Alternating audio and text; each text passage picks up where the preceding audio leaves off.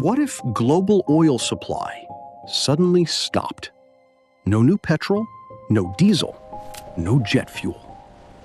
At first, the lights don't go out. Governments open emergency stockpiles, like the Strategic Petroleum Reserve. That buys time. Days to weeks, maybe a few months in some regions. But the clock is ticking. Within days, fuel gets rationed, prices spike, panic buying begins. Airlines cancel routes, trucking slows, ports back up. Supermarkets feel it first. Empty shelves, delayed deliveries. Then the second wave hits. Farming takes a blow. Diesel for tractors, oil-based fertilizers and pesticides drop.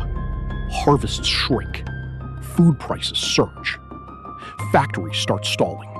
Plastics, packaging, synthetic fibers, paints, solvents, all depend on oil. Electronics and medical supplies get harder to make and move. Power grids feel pressure too.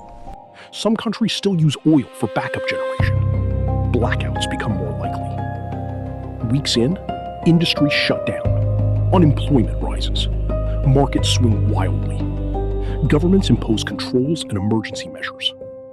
Cities don't collapse overnight, but modern life starts breaking, slowly, everywhere, all at once. All because one thing stopped flowing. Subscribe for more crazy what ifs.